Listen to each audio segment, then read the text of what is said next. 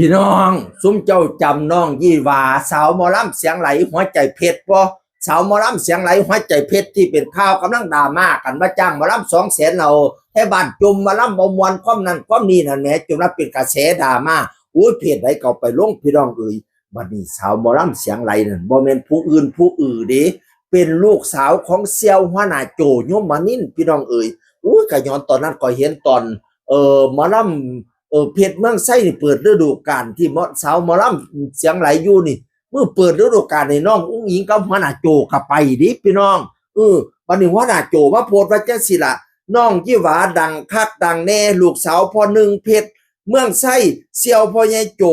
พอทรงกำลังใจเด้อลูกสาวอย่าทิ้งความฝันของเจ้าของเด้อลูกว่าซั่นเราเป็นกำลังใจให้อย่าทิ้งความฝันของเจ้าของเด้อยี่หวาเอ้ยพอเป็นกำลังใจให้ลูกสาวของพ่อหนึ่งเพชรเมืองไส้หมอลำคณะเพชรเมืองไส้ซึ่งเป็นเสี่ยวของพ่อใหญ่โจว่าซั่นแล้วว่านะอีกโพสต์หนึ่งหัวหน้าโจว่าจังซี่ล่ะ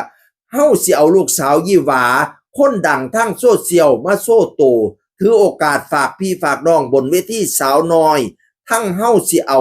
อีเวอร์มาบนำมันมี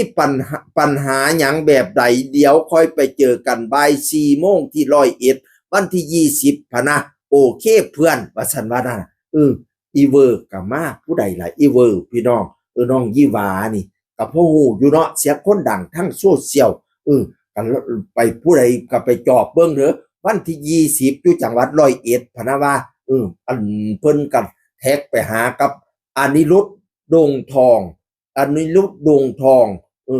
คือสิแม่นเสี่ยวเพิ่นเนาะพ่อหนึ่งเพชรเมืองไส้นั่นล่ะพี่น้องซึ่งเป็นพ่อของน้องยี่หวาถ้าผู้ข้าเข้าใจผิดต้องขออนุญาตบาดคำเด้อว่าน่ะโจสิเอาน้องยี่หวามาขึ้นเวทีสาวน้อย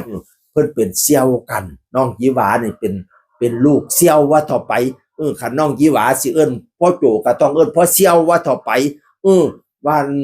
ได้ฉายาว่าสาวหมอลำเสียงไหลหัวใจเพชรพะนะว่านั่นน่ะเป็นกำลังใจให้เด้ออีหล่าค่อยฝึกค่อยฝนไปหมอลำบางคน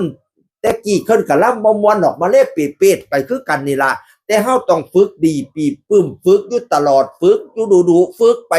มันก็สิดีขึ้นเรื่อยๆบ่แม่นว่าเสียงไหลก็มันไหลอยู่ซาดนั่นเด้บ่ปรับปรุงจักเที่ยอันนี้ก็เป็นตาเขาว่าอยู่คันนั้น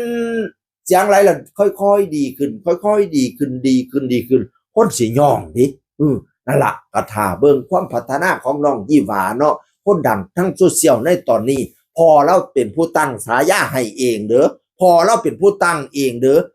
น้องยี่หวาหมอลำเสียงไหลหัวใจเพชรพะนะวานะนั่นล่ะจอบโปรดติดตามตอนต่อไปเสียงคนเก่าเว้าสู่ฟังสวัสดีครับ